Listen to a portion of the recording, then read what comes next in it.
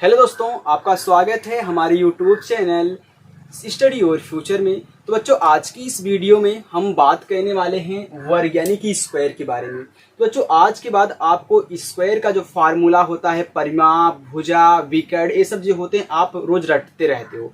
आज कल आपको रटना नहीं है, बिल्कुल मैं आपके दिमाग में यहाँ से भर दूंगा। ओके, सिर्फ आप फिगर देखोगे, फिगर के बारे में सोचोगे, अपने आप फार्मूला, क्षेत्रफल, भुजा, विकर्ण अपने आप आपको यहाँ पे याद हो जाएगा। ओके, तो चलिए देखिए। तो यहाँ पे मैंने एक वर्ग छापा है, यानी कि वर्ग का एक फिगर मैंने छापा है। तो इसमें क्या है बच्चों कि वर्ग का एक खास बात क्या होती है, वर्ग की चारों भुजाएं क्या होती हैं, बराबर होती है। वर्ग की चारों भुजा बराबर होती है। अब ध्यान दीजिए कि भुजा क्या है, यानी कि जो हम कह रहे हैं कि वर्ग की चारों भुजाएं बराबर होती हैं, तो भुजा क्या है। तो यहाँ पे आप देख रहे होंगे मैंने लिखा है A B, B C, C D और डी ए। ये सब बच्चों क्या है, भुजाएं हैं। अगर मैं पूछूं ए बी क्या है, ए बी एक भुजा है। बी सी क्या है, बी सी एक भुजा है। सी डी क्या है, सी डी एक भुजा है। डी ए बोलिए या फिर ए डी बोलिए, ये क्या है, भुजा है।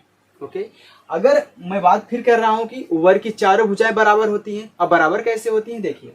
अगर एक हमारी ए है तो ए भी ए होगी, ए भी ए होगी और ए भी होगी। मैंने यहाँ पे देखिए निशान लगाया है ना, इसका मतलब है कि क्या है, चारों भुजाएं आपस में बराबर है। ओके, चलिए अब देखिए, अगर एक हमारी 2 सेंटीमीटर की है या फिर 2 मीटर की है, तो ए भी हमारी क्या होगी, 2 मीटर की होगी। यानी कि सभी क्या होंगे, 2-2 मीटर के होंगे। ए भी हमारा क्या होगा, यहां से यहां तक कितना होगा, 2 मीटर का होगा। और यहां से यहां तक क्या होगा, 2 मीटर का होगा। यानी बात समझ में आ गई, वर्ग की चारों भुजाएं कैसे बराबर होती हैं। ये भुजा है और वर्ग की क्या है, चारों भुजाएं बराबर हैं। तो यहाँ पे मैं ऐसे आपको दर्शा दूं कि ए बी बराबर बी सी बराबर सी डी बराबर डी ए बोलिए या फिर आप ए डी बोलिए। ओके, क्योंकि आप यहाँ से यहाँ तक ऐसे चल रहे हो। चलिए देखिए, अब आपको क्या कहना है, यहाँ पे क्या है, ये सब भुजा है। देखिए, अगर आपको कभी ऐसे लिखा आ जाए कि ए बी बराबर बी सी बराबर सी डी बराबर डी ए कितना है, 2 है। यानी कि ए बी भी 2 है, बी सी भी 2 है, सी डी भी 2 है और डी ए भी 2 है। यानी कि कभी कभी ऐसे भी आ जाता है, किसी क्वेश्चन को यदि आप सॉल्व करते हैं तो ऐसे आता है, इसे ए बी बराबर सी डी आता है, बराबर कितना, 3 दे दिया। तो इसका मतलब होता है ए बी भी 3 मीटर में हो या फिर सेंटीमीटर में हो, जितना दिया रहेगा। ए बी भी 3 है और सी डी भी 3 है, इसका मतलब यही होता है। ओके, चलिए अब देखिए, ये क्या है, भुजाएं हैं। इसको मैं यहाँ पे रफ कर देता हूँ। देखिए, अब मैं बात करता हूँ इनके कोण की। तो यहाँ पे जो वर्ग के चारों आंतरिक कोण होते हैं 90 डिग्री के होते हैं बच्चों। यानी कि ए भी हमारा 90 होगा, ए भी हमारा 90 होगा, ए भी 90 और ए भी 90। इसका मतलब जहां पे 2 लंबवत रेखाएं मिले, जहां पे 2 लंबवत रेखाएं मिलती है, वहां पे क्या होता है, 90 डिग्री का कोण बनता है। जैसे 90 डिग्री कोण क्या होता है, आप 90 डिग्री का कोण ऐसे बनाते हो ना, थोड़ा सा तिरछा हो गया, ऐसे बनाते हो ना, ये क्या है, ये है 90 डिग्री का कोण है। तो क्या ये वाली भुजा आपको ऐसे नहीं दिख रही है, सीधी सीधी रेखा, सीधी सीधी रेखा, तो ये वाली यहाँ पे तो क्या है, 90 डिग्री के कोण बनाती है। ओके, इनके बारे में इतना हो गया। अब बात करते हैं इनके विकर्ण की। तो विकर्ण जो इनके होते हैं बच्चों, विकर्ण मैं यहाँ पे खींच रहा हूँ, थोड़ा सा तिरछा हो जाए तो माफ करना। चलिए देखिए, इनके जो विकर्ण होते हैं क्या होते हैं, बराबर होते हैं। विकर्ण क्या होते हैं, बराबर होते हैं। यानी कि दोनों विकर्ण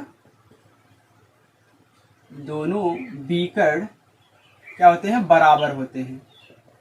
ओके, दोनों विकर्ण बराबर होते हैं। हो गया। अब देखिए, यहाँ पे जो दोनों विकर्ण हैं एक दूसरे को 90 डिग्री के कोण पर काटते हैं। जैसे यदि ये रेखा यहाँ पे जा रही है ना, तो ये देखिए सीधे लंबवत एक रेखा गिर रही है ना, तो इसी की तरह है। अगर मैं यहाँ पे देखिए ऐसे बनाऊं, तो ये भी देखिए 90 डिग्री का है, ये भी 90 डिग्री का है। अगर मैं ऐसे करके ऐसे बनाऊं तो ये भी 90 डिग्री और ये भी हमारा क्या है, 90 डिग्री का कोण है। ओके, चलिए, तो एक दूसरे को 90 डिग्री यानी कि समकोण पर काटती हैं। बात होगी विकर्ण की। अब यहाँ पे ध्यान दीजिए, क्षेत्रफल पे आइए। क्षेत्रफल क्या होता है, देखिए, क्षेत्रफल यानी कि वर्ग का क्षेत्रफल। क्षेत्रफल होता है वर्ग का भुजा स्क्वायर। क्या होता है, भुजा स्क्वायर। भुजा स्क्वायर। ओके, भुजा स्क्वायर यानी कि यदि आपकी भुजा ए है तो ए का स्क्वायर, भुजा 2 है तो 2 का स्क्वायर यानी कि 4, 3 है तो 3 का स्क्वायर यानी कि 3 त्रिक का 9। अब आप कहोगे कि ए भी तो आप याद करवा रहे हो। देखो जो मैं आपको याद नहीं करवा रहा हूं, देखिए यहाँ पे अगर मैं क्षेत्रफल निकालने का एक नया तरीका आपको बताऊं, जो कि चाहे जो चतुर्भुज हो, किसी भी चतुर्भुज में आप उसको लगा सकते हैं। कोई भी चतुर्भुज हो, चाहे आयत हो, चाहे वर्ग हो, चाहे समांतर चतुर्भुज हो, चाहे सम चतुर्भुज हो, कोई भी चतुर्भुज हो, समलंब चतुर्भुज को छोड़ करके, समलंब चतुर्भुज को छोड़ करके। क्यों समलंब चतुर्भुज को छोड़ करके? क्योंकि बच्चों क्या होता है समलंब चतुर्भुज में, अगर मैं यहाँ पे आपको समलंब चतुर्भुज का फिगर दिखाऊं तो समलंब चतुर्भुज में क्या होता है, यहाँ पे इसकी ए भुजा इसके बराबर होती है लेकिन ए वाली इसके बराबर नहीं होती, इसलिए ये जो फार्मूला मैं आपको बताने जा रहा हूं वो इसमें नहीं लेगा। देखिए फार्मूला क्या है, फार्मूला है क्षेत्रफल निकालने का यानी कि एरिया निकालने का, चाहे कोई भी चतुर्भुज हो, यानी कि इसको छोड़ करके, समलंब को छोड़ करके क्या होता है आधार इंटू ऊंचाई होता है। क्या होता है आधार इंटू ऊंचाई। तो देखिए क्षेत्रफल निकालिए आधार इंटू ऊंचाई। अब कैसे इसको निकालेंगे ये फार्मूला रख करके, मैं अगर यहाँ पे वर्ग बनाऊं, देखिए मैंने यहाँ पे एक वर्ग बना दिया है। ओके, अब इसकी भुजा क्या है ए है, क्या है ए है, ए है, ए है, ए है। अब यहाँ पे अगर मैं इस भुजा से इस भुजा पर लंब डाल दूं तो क्या इस जो लंब की यानी कि लंबाई होगी क्या इस भुजा के बराबर नहीं है? लंबाई देखिए दोनों की सेम है ना, अगर ए है तो ए भी ए होगी, तो ए भी हमारी क्या हो गई ए हो गई। तो ये जो मैंने लंब डाला है, लंब क्या है, ये लंब ऊंचाई हो जाएगी, क्या हो जाएगी ऊंचाई हो जाएगी। और ये नीचे वाला क्या है बेस यानी कि आधार, ये क्या है आधार है। अब लगा दो फार्मूला, देखिए आपका यही आएगा, तो होता है आधार इंटू ऊंचाई, आधार इंटू ऊंचाई। तो आधार क्या है ए है, इंटू ऊंचाई क्या है ए है, कितना आ गया ए स्क्वायर यानी कि भुजा स्क्वायर आ गया ना। आप किसी में भी लगा दीजिए, चाहे जो हो, चाहे आयत हो, चाहे वर्ग हो, कोई भी चतुर्भुज हो, इसको छोड़ करके यानी कि समलंब चतुर्भुज को छोड़ करके।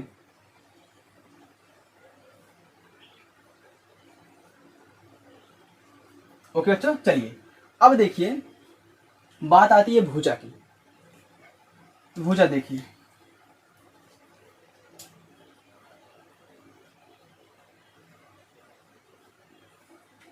जैसे कि मैं आपको कह दूं कि आपको भुजा नहीं मालूम है, भुजा निकालनी है, मैंने आपको क्षेत्रफल दे दिया है, आपको क्षेत्रफल मालूम है, भुजा नहीं मालूम, आप भुजा निकाल के दिखाइए, तो आप क्या करोगे? देखिए मैं यहाँ पे अगर देखूं कि आपका क्षेत्रफल क्या है भुजा स्क्वायर है, क्या है भुजा स्क्वायर है। अच्छा, अगर क्षेत्रफल भुजा स्क्वायर है तो क्या मैं इसको ऐसे नहीं कर सकता हूं? देखिए अगर क्षेत्रफल, मैं आपको समझा रहा हूं, यहाँ पर रफ कर दूंगा। ओके, क्षेत्रफल आपका क्या है भुजा स्क्वायर है, तो आपको यहां से भुजा निकालनी है, आपको याद नहीं करना है भुजा क्या होती है, आपको यहां से क्या करनी है भुजा निकालनी है। तो आप क्या कर सकते हो, यहाँ पे भुजा का स्क्वायर लगा है ना, तो इस स्क्वायर को इधर भेज दो। अगर ए वाला स्क्वायर इधर आएगा तो क्या बनाता है रूट बनाता है, अगर कोई स्क्वायर इधर आता है तो रूट बना लेता है, अगर यहाँ पे क्यूब रहेगा तो घनमूल बना लेगा, नहीं तो वर्गमूल बनाएगा। तो इसको मैं ऐसे लिख सकता हूं ना, रूट में क्षेत्रफल बराबर भुजा। तो भुजा निकालने का नया फार्मूला, रूट में क्षेत्रफल कर दो यानी कि क्षेत्रफल का रूट ले लो यानी कि उसका वर्गमूल निकाल दो, तो आपका भुजा आ जाएगा। तो ये फार्मूला है ना। चलिए तो यहाँ पे क्या हो गया भुजा, भुजा बराबर क्या हो जाएगा, आप क्षेत्रफल का जो आपको क्षेत्रफल दिया गया है आप उसका रूट ले लें तो आपका क्या आ जाएगी भुजा आ जाएगी। ओके, चलिए अब देखिए अभी और इसका तरीका बताऊंगा भुजा निकालने का। अभी देखिए सबसे पहले यहाँ पे आइए परिमाप की तरफ, दूसरा परिमाप डाल लीजिए, तीसरा दूसरा था ये तीसरा डाल लीजिए परिमाप। देखिए परिमाप क्या होता है, आपको समझाऊं, परिमाप आपको याद करने की जरूरत ही नहीं है, मैं आपको ऐसे ही परिमाप समझा दूंगा। देखिए आप यहाँ पे खड़े हो जाइए, यहाँ पे इसके चारों भुजा के मतलब आरी आरी यानी कि किनारे किनारे पे आपका घूम के चले आइए। यानी कि आप ए से बी तक जाइए, बी से सी तक जाइए, सी से डी तक जाइए, डी से ए तक आइए। आप जहां से चले हो पूरा घूम करके उसी जगह पे आ जाओ, उसी स्थान पे आ जाओ। वो पूरा क्या होता है, आपका परिमाप होता है। मानते हैं आपने यहां से यहां तक ए माना है, ए मीटर है, ए सेंटीमीटर, कुछ भी आप मान सकते हैं। यहां से यहां तक ए मीटर है, यानी कि अगर एक ए मीटर है तो सभी क्या है, ए मीटर है ना। तो देखिए आप कहां से कहां तक गए हो, आप ए से बी तक गए, ए से बी तक आप गए, प्लस करिए। आप बी से सी तक गए, बी से सी तक गए, प्लस करिए। आप सी से ए तक गए, सॉरी डी तक गए, सी से डी तक गए, फिर प्लस करिए। आप डी से फिर ए तक चले आए, यानी कि आपने जहां से अपना मतलब शुरू किया था भ्रमण करना, आप वहीं पे चले आए फिर। ओके, तो आपने यहां से यहां तक गए, आपने यहां से यहां तक गया तो क्या किया, ए मीटर चला, मानते हैं मीटर में है तो ए मीटर तक गए। फिर यहां से यहां तक गए, तभी आप ए मीटर गए, प्लस यहां से यहां गए, फिर आपने ए मीटर गया। फिर यहां से यहां आए, फिर आप ए मीटर आए। तो सभी को जोड़ लो, ए ए ए, यानी कि 4 बार है तो कितना हो गया, 4 है। और ए क्या है, भुजा है, या फिर आप इसे कह सकते हैं 4 गुणे भुजा, या फिर भुजा गुणे 4। आ गया परिमाप। ओके, चलिए अब मैं यहाँ पे थोड़ा सा इसको मिटा रहा हूं।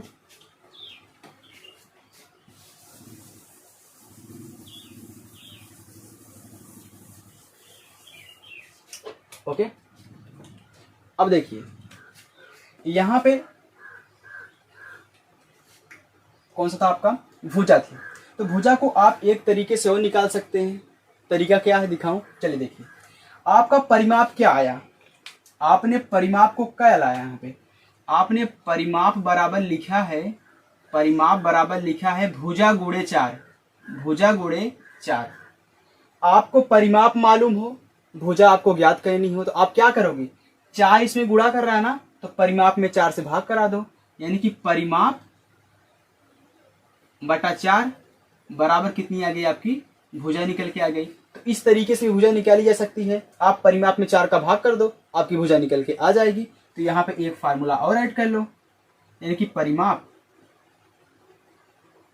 बटा कितना 4। आप परिमाप में 4 से भाग कर आपकी देखिए भुजा निकल रही है, निकल गई ना। चलिए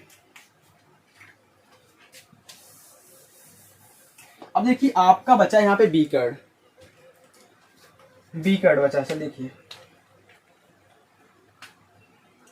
तो यहीं पे लिख लीजिए बी कर्ड। ये कौन सा है, चौथा है। आप बी कर्ड निकाल रहे हो।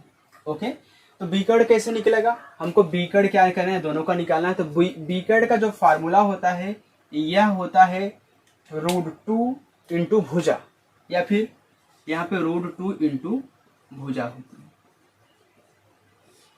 ओके बच्चों, तो आपका बी कर्ड होता है √2 इंटू भुजा, यानी कि यदि आपको भुजा मालूम हो, यदि आपको भुजा मालूम हो और उसका बी कर्ड निकालना हो, तो आप उसमें √2 का गुणा करा दो, आपका यहाँ पे बी कर्ड निकल जाएगा। ओके, चलिए अब मानते हैं आपकी भुजा कितनी है, 4 मीटर है।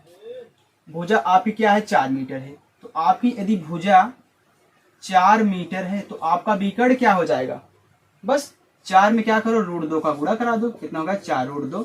ये आपका क्या हो गया, बी कर्ड हो गया। ओके, चलिए तो यहाँ पे बच्चों मैंने वर्ग के बारे में आपको काफी अच्छे तरीके से समझा दिया है। दोस्तों यदि आपको ये वीडियो पसंद आई हो तो वीडियो को लाइक करना, और चैनल पर नए हो तो चैनल को जरूर सब्सक्राइब करना। ओके, तो चलिए मिलते हैं ऐसे ही नेक्स्ट वीडियो में। अगला चैप्टर हमारा क्या होगा, हम आयत के बारे में आपके लेके आएंगे, बहुत ही अच्छे तरीके से समझाऊंगा। ओके, तो आप यदि हमारे चैनल पर नए हो तो चैनल को सब्सक्राइब कर लेना। Okay, thank you, bye.